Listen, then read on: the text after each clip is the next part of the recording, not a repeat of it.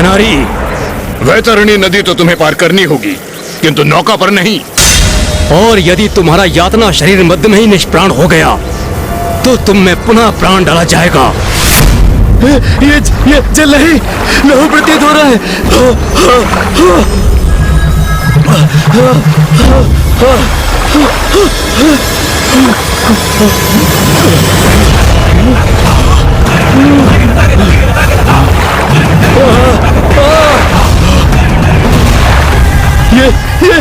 ये क्या बड़ा चला रहा है मेरी ओर। ये किसकी वजह है?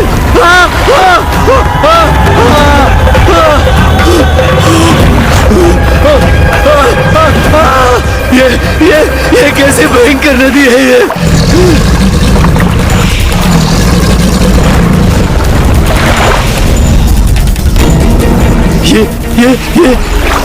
ये किसके नेत्र घूर रहे हैं मुझे, जैसे मुझ पर घात लगा रहे हो।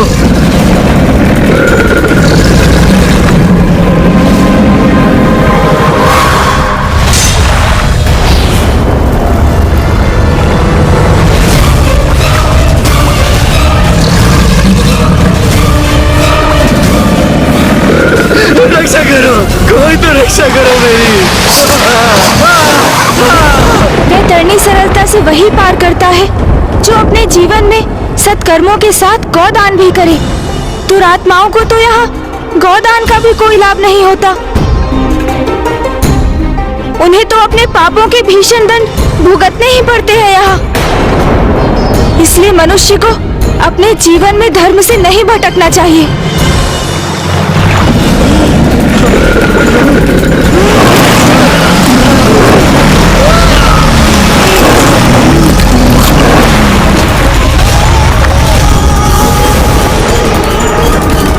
इसका यातना शरीर तो निष्प्राण हो गया। इसे पुनः प्राण देंगे तभी तो ये जीवित अवस्था में कष्ट भोगते भोगते वैतरणी पार कर पाएगा।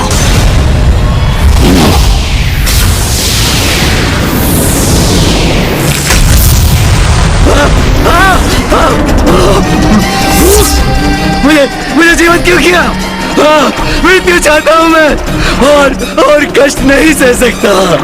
ज्ञानारी, तुम्हें तो वैतरणी पार करनी होगी। जो तुम्हारा यातना शरीर जीवित अवस्था में ही कर सकता है। और स्मरण रहे, जितनी बार तुम्हारा यातना शरीर मृत अवस्था में जाएगा उसे हम पुनः जीवित करेंगे। तुम्हें ये कठिन यात्रा पुनः आरंभ करनी होगी। नहीं, नहीं, नहीं।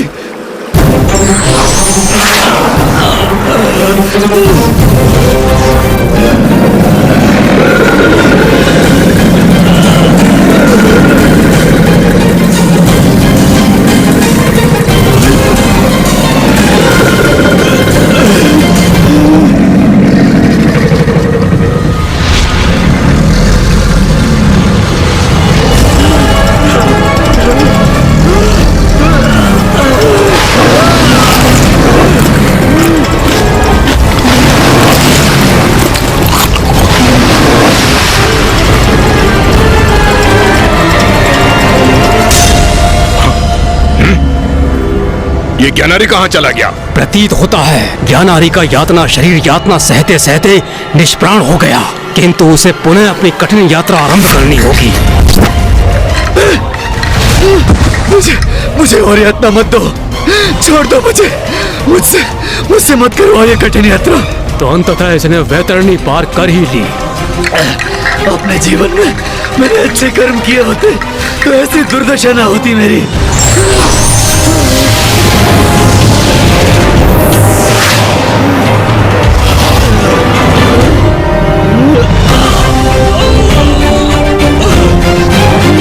मेरे शरीर को तो यथावत कर दिया तुमने, किंतु अभी भी कष्ट हो रहा है मुझे, जैसे वो भयंकर जीव मेरे शरीर को नोच नोच के मेरा भक्षण कर रहे हो। मुझे बहुत प्यास लगी है। जल दो मुझे। भूख लगी है मुझे, भोजन दो मुझे, भोजन दो। ब्राह्मण देवता, और कितनी यातना सहनी होगी मेरे पिताश्री को। उनकी ये यात्रा कब संपन्न होगी? वत्स सुबोध, तुमने तो अभी 8वें माह का ही पिंडदान किया है, और इस यात्रा की अवधि तो 1 वर्ष की होती है ना। अभी तो ज्ञानारी जी को यमलोक पहुंचने में 4 माह और लगेंगे। मुझे ऋषि जैगेश्वी की चिंता सता रही है। माँ को भी शीघ्र लौटकर पिताश्री को काशी लौटाने का वचन दिया है मैंने। ज्ञानारी और सुबोध के प्रति अपना दायित्व संपन्न होते ही मुझे वहाँ लौटना होगा।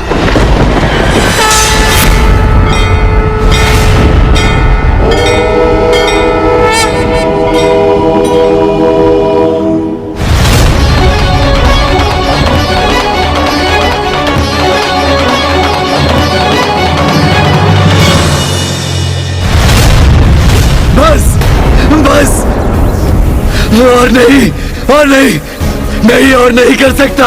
बस। जब अपने जीवन में पाप कर्म कर रहे थे तब तुम कहते कि नहीं, मैं नहीं कर सकता, तो आज तुम इतने कष्ट के भागी नहीं बनते।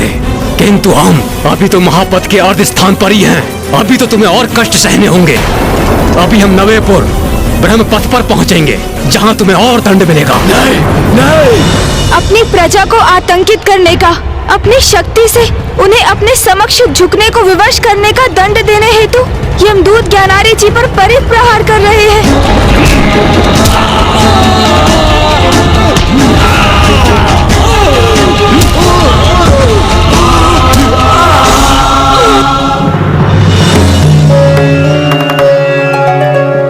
दसवेपुर अर्थात दुखदपुर अपने राज्य के वृद्ध जनों को अपना दास बनाकर उन्हें पीड़ित करने का दंड प्राप्त हो रहा है उसे। अब ज्ञानारी जी 11वें नानाक्रंदपुर में प्रवेश कर मदिरा पान कर निर्बलों पर अत्याचार करने के कारण वे यातना पा रहे हैं।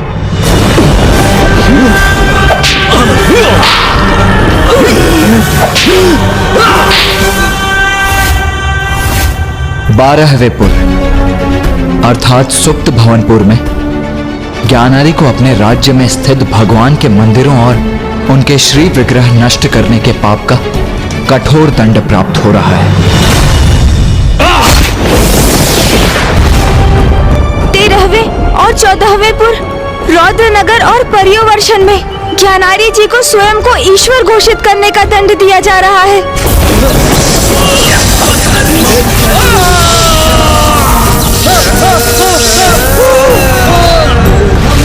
और 15वें एवं 16वें अर्थात शिटाढ्यपुर एवं बहुधर्म भीतिपुर में ज्ञानारी को प्रथम पूज्य गणेश का अपमान करने के महापाप का दंड प्राप्त हो रहा है।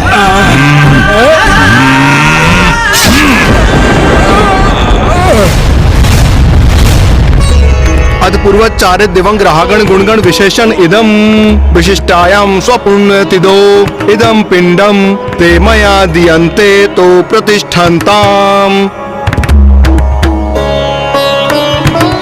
प्रभु गणेश जी, अब तो मेरे पिताश्री सभी 16 को पार कर चुके, तो अब तो उन्हें उनके कष्टों से छुटकारा प्राप्त होगा ना?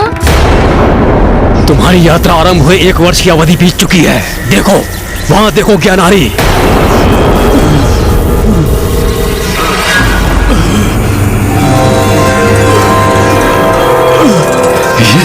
ये सीढ़ियां मुझे यमलोक में स्थित यमराज तक ले जाएंगी। ज्ञानारी, अब हम यमलोक के बहुत निकट पहुंच चुके हैं। अब तुम्हें तीव्र से ये सीढ़ियां चढ़कर यमराज तक पहुंचना होगा। किंतु यदि तुमने ये सीढ़ियां चढ़ते हुए अपना संतुलन खोया तो तुम नीचे गिर जाओगे और तुम्हें पुनः ये सीढ़ियां चढ़नी पड़ेगी।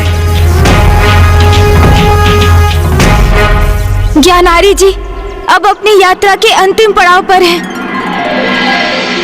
एक बार ज्ञानारी यमलोक पहुंच जाए तो यमराज को ज्ञात हो जाएगा कि वो अपने समस्त पापों का दंड भुगत चुका है, और तब वो उसके साथ उचित न्याय करेंगे, है ना? हाँ कुमार कार्तिकेय, गणेश जी, ये सत्य है कि ज्ञानारी इन 16 पुरों की यात्रा में अपने अनेक पापों का दंड प्राप्त कर चुका है, किंतु उसकी यात्रा का ये अंतिम पड़ाव सबसे कठिन और चुनौतीपूर्ण होगा। किंतु ऐसा क्यों ब्राह्मण देवता? यमलोक की सीढ़ियों पर ज्ञानारी की सबसे कठिन परीक्षा होगी कि ये जो प्रायश्चित कर रहा है वो वास्तव में कर रहा है या कष्टों को कम करने के लिए दिखावा मात्र कर रहा है। यदि उसका प्रायश्चित सत्य है तो सीढ़ियां चढ़कर आगे बढ़ सकेगा, अन्यथा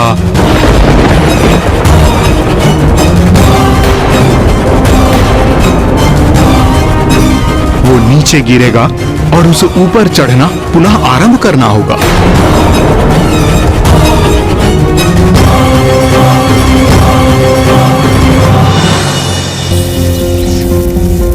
इतनी यातना सहने के पश्चात सीढ़ियां चढ़ना सरल प्रतीत हो रहा है।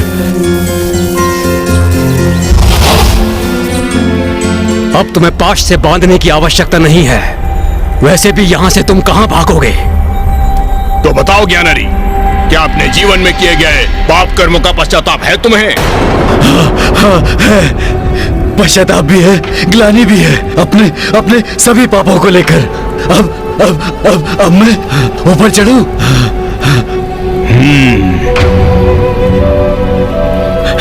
मुक्ति, अब प्राप्त होगी मुझे मुक्ति।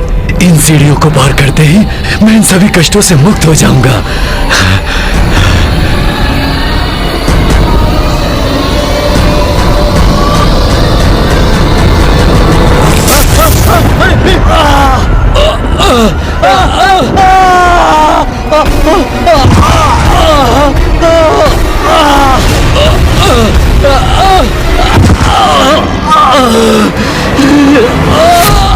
ज्ञानारी जी संतुलन खोकर नीचे गिर गए। अंततः हुआ वही जो ब्राह्मण देवता जगराव जी ने कहा। जब तक ज्ञानारी सच्चे हृदय से पश्चाताप नहीं करता वो सीढ़ियां चढ़कर यमराज तक कदापि नहीं पहुंचेगा। क्या हुआ ज्ञानारी? तुमने अपना संतुलन खो दिया, नीचे गिर गए। तुम तो अपने पापों के लिए पश्चाताप से भरे हो ना, तो ऊपर क्यों नहीं चढ़ पाए? गिर क्यों गए?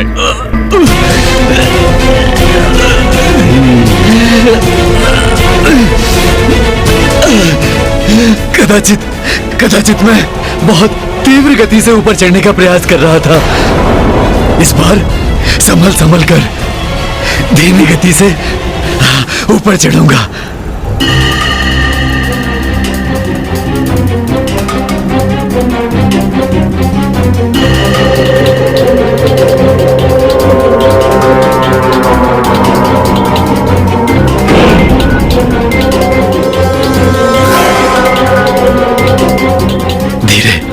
धीरे धीरे आगे बढ़ूंगा तो अवश्य अपना संतुलन बनाए रखने में और ऊपर यमराज के समक्ष पहुंचने में सक्षम होऊंगा मैं, जो मेरे साथ न्याय कर मेरे आगामी लोक को निर्धारित करेंगे।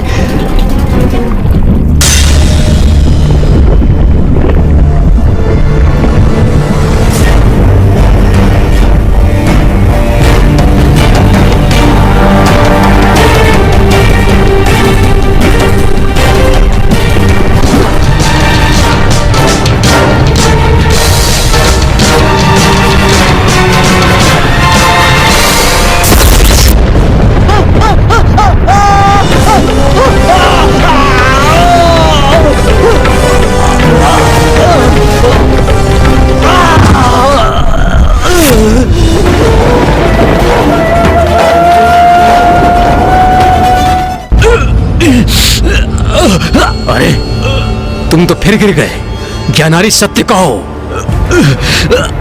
तुम वास्तव में पश्चाताप का अनुभव कर रहे हो ना?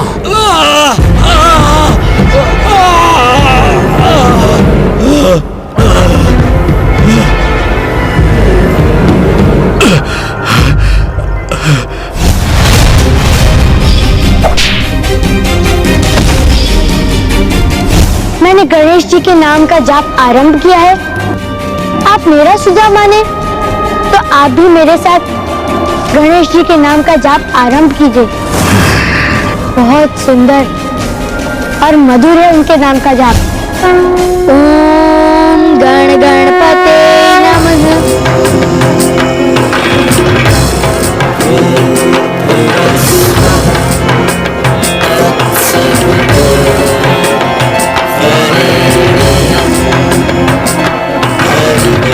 गणेश जी, अब आप ही मेरा मार्गदर्शन कीजिए। ओम गणेशाय नमः। ओम गणेशाय नमः। ओम गणेशाय नमः। उस गणेश से अपने पिता का प्रतिशोध लूंगा। फेंको इस मूर्ति को, अन्यथा मैं स्वयं उठाकर इसे फेंक दूंगा। मैं त्रिलोक विजेता, मैं ही सत्य हूँ, मैं ही ईश्वर, मैं ही सत्य हूँ, मैं ही ईश्वर। फेंको इस मूर्ति को। गणेश का तो मैं वध करूंगा ही, मैं ही सत्य हूँ, मैं ही ईश्वर। बहुत बड़ा पापी हूं मैं, अनेकों पाप कर्म किए हैं मैंने। मैं तो भयंकर दंड का भागी होने योग्य हूं। अपने जीवन में मैंने पुत्र, पिता, पति होने के किसी भी दायित्व का अथवा जीवन के किसी भी धर्म का पालन नहीं किया। दुर्बलों को सताया, उन पर अत्याचार किया। प्रथम पूज्य गणेश जी का अपमान करने का घोर पाप किया है मैंने। अपने सभी पापों के लिए मैं आपसे क्षमा याचना करता हूँ। क्षमा कीजिए प्रभु, क्षमा कीजिए मुझे। प्रभु गणेश जी, मुझे क्षमा कीजिए। मुझ पापी को क्षमादान दीजिए प्रभु, क्षमादान दीजिए प्रभु। ज्ञानारी,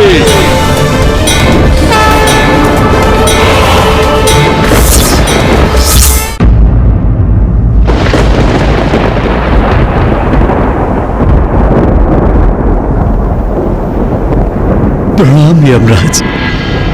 ज्ञानारे, तुम्हारे पुत्र सुबोध ने विधिवत रूप से तुम्हारा श्राद्ध और पिंडदान संपन्न किया है। तुम्हारे पापों के लिए यमलोक मार्ग सोलापुर में तुम्हें उसका दंड भी प्राप्त हुआ है। अब मुझे ही निर्णय लेना होगा कि मैं तुम्हें कहां भेजूं।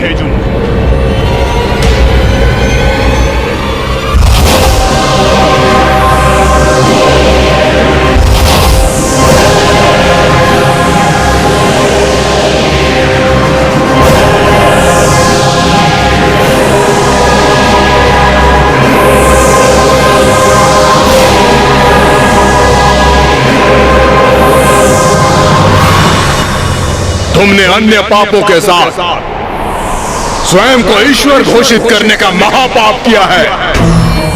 उसका दंड तुम्हें भोगना ही होगा ज्ञानारी। यमराज, आज तक मैं अपनी मुक्ति के पीछे भागता रहा, किंतु मैं उसके योग्य नहीं हूं। मेरे पाप तो अक्षम्य हैं। उचित कह रहे हो तुम। तुम्हारे पापों के दंड स्वरूप तुम्हें नरक ही भेजना होगा।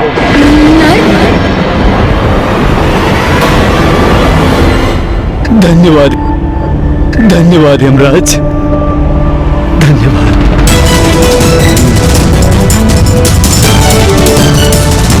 आश्चर्य है, धन्यवाद कर रहे हो तुम मेरा। तुम प्रथम आत्मा हो जिसे नर्क भेजने के बाद भी वो मुस्कुरा रहा है।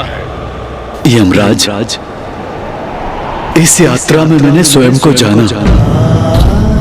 मेरे लिए अपनी बुराई से आत्मसात होने की पीड़ा तो भारी आत्माओं से कहीं अधिक थी।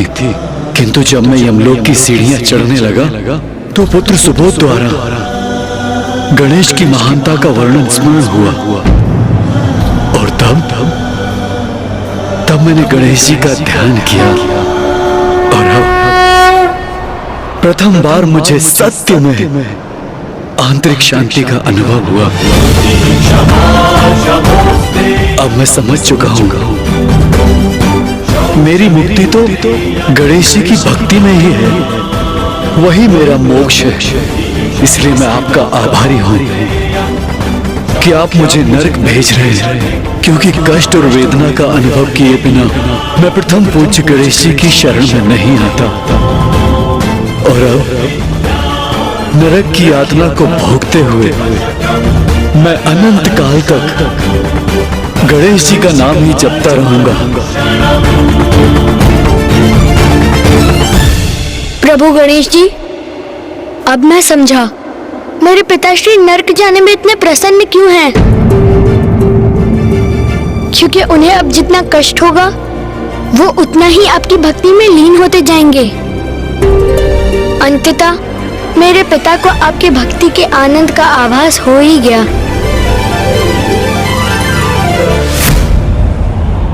तो उचित है अब तुम नर्क की ही यातना सहो।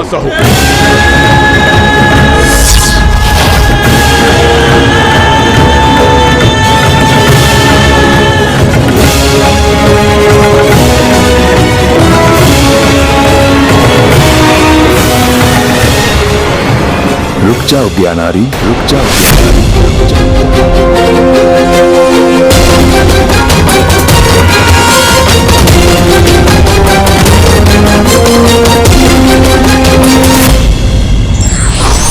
भूल स्वीकार कर उसका प्रायश्चित यदि समय रहते व्यक्ति कर ले तो उसका लोक और परलोक दोनों सुधर जाता है।